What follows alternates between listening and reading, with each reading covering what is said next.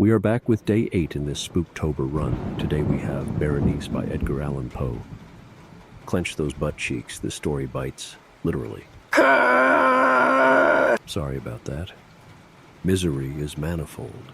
The wretchedness of earth is multiform, overreaching the wide horizon as the rainbow. Its hues are as various as the hues of that arch, as distinct too, yet as intimately blended. Overreaching the wide horizon as the rainbow. How is it that from beauty I have derived a type of unloveliness? From the covenant of peace, a simile of sorrow. But as in ethics, evil is a consequence of good, so in fact, out of joy is sorrow born. Either the memory of past bliss is the anguish of today, or the agonies which have their origin in the ecstasies which might have been. My baptismal name is Aegeus. That of my family I will not mention. Yet there are no towers in the land more time-honored than my gloomy, gray, hereditary halls. Our line has been called a race of visionaries, and in many striking particulars, in the character of the family mansion, in the frescoes of the chief saloon, in the tapestries of the dormitories, in the chiseling of some buttresses in the armory, but more especially in the gallery of antique paintings, in the fashion of the library chamber, and lastly, in the very peculiar nature of the library's contents, there is more than sufficient evidence to warrant the belief. The recollections of my earliest years are connected with that chamber and with its volumes, of which latter I will say no more. Here died my mother, herein was I born. But it is mere idleness to say that I had not lived before, that the soul has no previous existence. You deny it? Let us not argue the matter. Convince myself, I seek not to convince. There is, however, a remembrance of aerial forms, of spiritual and meaning eyes, of sounds, musical yet sad, a remembrance which will not be excluded, a memory like a shadow, vague, variable, indefinite, unsteady, and like a shadow, too, in the impossibility of my getting rid of it while the sunlight of my reason shall exist. In that chamber was I born, thus awaking from the long night of what seemed, but was not, nonentity, at once into the very regions of fairyland, into a palace of imagination, into the wild dominions of monastic thought and erudition. It is not singular that I gazed around me with a startled and ardent eye, that I loitered away my boyhood in books and dissipated my youth in reverie. But it is singular that as years rolled away and the noon of manhood found me still in the mansion of my fathers, it is wonderful what stagnation there fell upon the springs of my life. Wonderful how total an inversion took place in the character of my commonest thought. The realities of the world affected me as visions, and as visions only, while the wild ideas of the land of dreams became, in turn, not the material of my everyday existence, but in very deed that existence utterly and solely in itself. Berenice and I were cousins, and we grew up together in my paternal halls. Yet differently we grew, I ill of health and buried in gloom, she agile, graceful, and overflowing with energy. Hers the ramble on the hillside, mine the studies of the cloister. I living within my own heart and addicted body and soul to the most intense and painful meditation. She roaming carelessly through life with no thought of the shadows in her path or the silent flight of the raven-winged hours. Berenice. I call upon her name, Berenice, and from the gray ruins of memory 1,000 tumultuous recollections are startled at the sound. Ah, vividly is her image before me now, as in the early days of her light-heartedness and joy. Oh, gorgeous yet fantastic beauty. O sylph amid the shrubberies of Arnheim, O naiad among its fountains. And then all is mystery and terror, and a tale which should not be told. Disease, a fatal disease, fell like the simoom upon her frame, and even while I gazed upon her, the spirit of change swept over her, pervading her mind, her habits, and her character, and in a manner the most subtle and terrible, disturbing even the identity of her person. Alas, the destroyer came and went, and the victim, where was she? I knew her not, or knew her no longer as Berenice.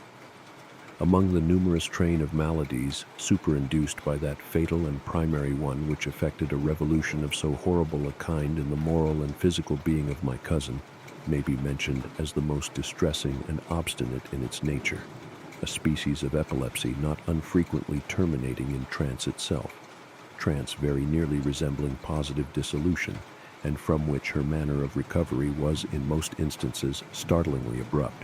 In the meantime, my own disease, for I have been told that I should call it by no other appellation, my own disease then grew rapidly upon me, and assumed finally a monomaniac character of a novel and extraordinary form, hourly and momently gaining vigor, and at length obtaining over me the most incomprehensible ascendancy.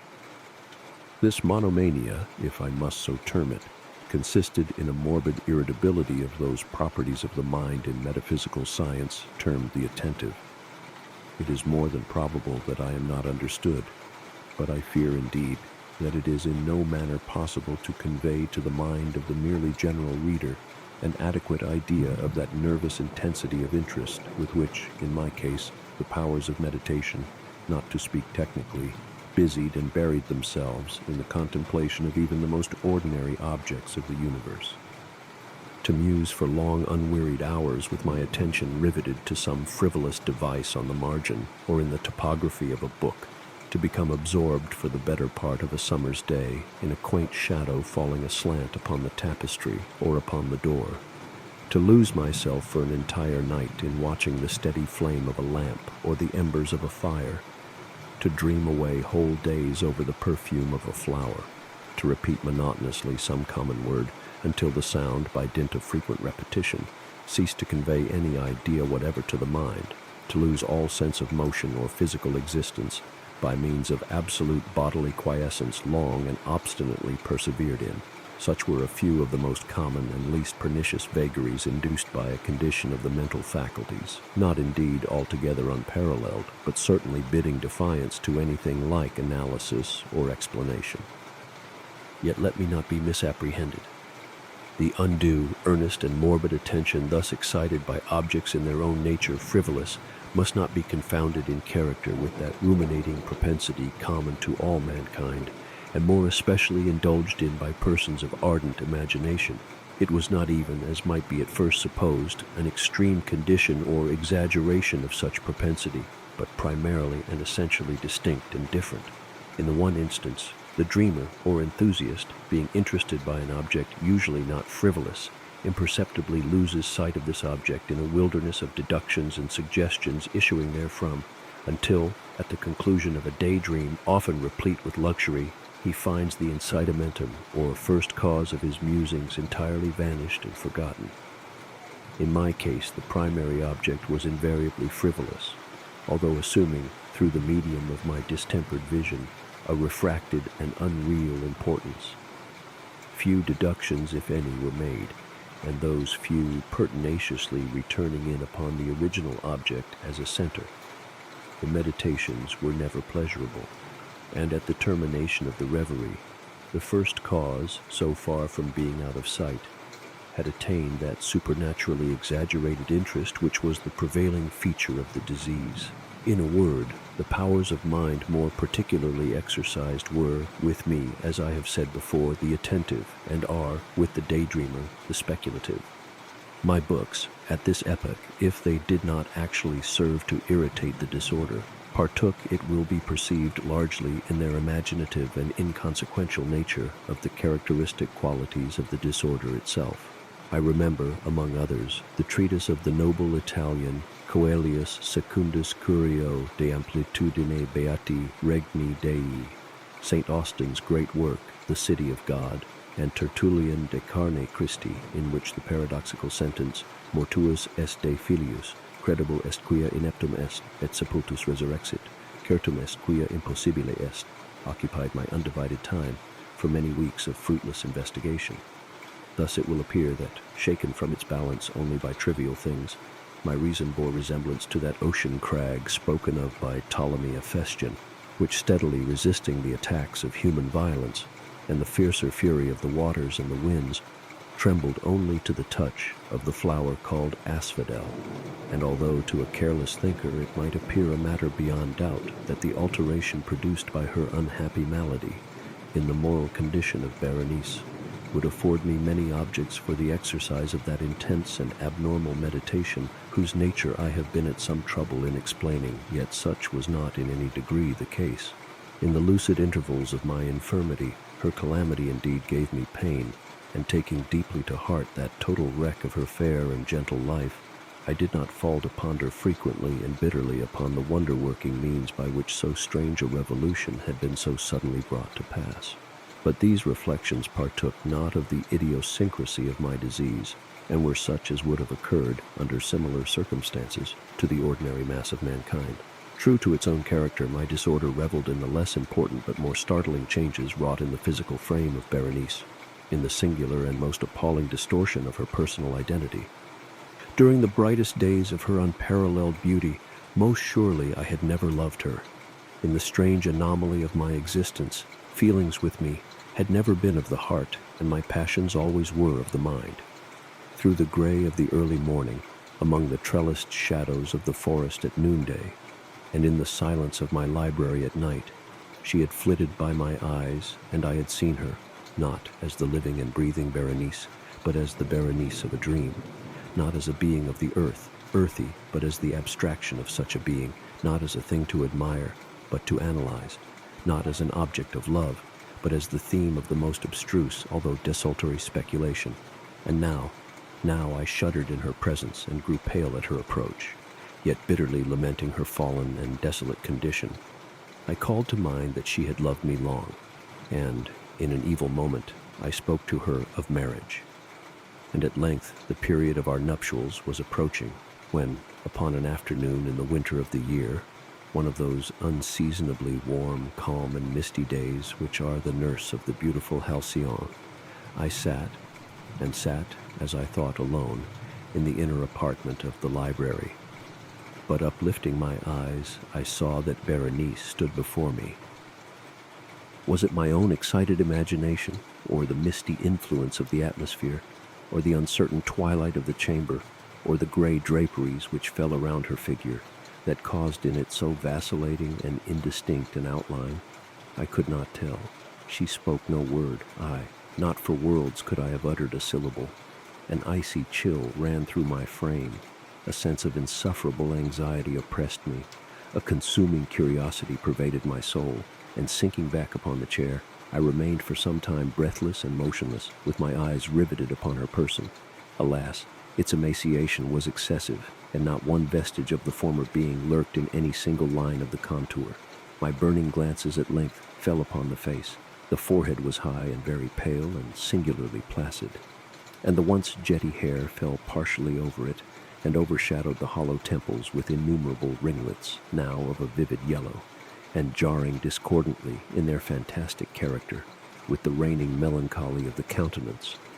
The eyes were lifeless and lusterless and seemingly pupilless, and I shrank involuntarily from their glassy stare to the contemplation of the thin and shrunken lips. They parted, and in a smile of peculiar meaning, the teeth of the changed Berenice disclosed themselves slowly to my view. Would to God that I had never beheld them, or that, having done so, I had died. The shutting of a door disturbed me, and looking up, I found that my cousin had departed from the chamber, but from the disordered chamber of my brain had not, alas, departed, and would not be driven away, the white and ghastly spectrum of the teeth. Not a speck on their surface, not a shade on their enamel, not an indenture in their edges, but what that period of her smile had sufficed to brand in upon my memory. I saw them now even more unequivocally than I beheld them then. The teeth! The teeth! They were here and there and everywhere, and visibly and palpably before me, long, narrow, and excessively white, with the pale lips writhing about them, as in the very moment of their first terrible development. Then came the full fury of my monomania, and I struggled in vain against its strange and irresistible influence. In the multiplied objects of the external world I had no thoughts but for the teeth. For these I longed with a frenzied desire. All other matters and all different interests became absorbed in their single contemplation. They alone were present to the mental eye, and they, in their sole individuality, became the essence of my mental life. I held them in every light. I turned them in every attitude. I surveyed their characteristics. I dwelt upon their peculiarities. I pondered upon their conformation. I mused upon the alteration in their nature. I shuddered as I assigned to them in imagination a sensitive and sentient power, and even when unassisted by the lips, a capability of moral expression. Of Mademoiselle Salle it has been well said, que tous s'espace étallant des sentiments, and of Berenice I more seriously believed que toutes s'estance étallant des idées, des idées. Here was the idiotic thought that destroyed me. Des idées.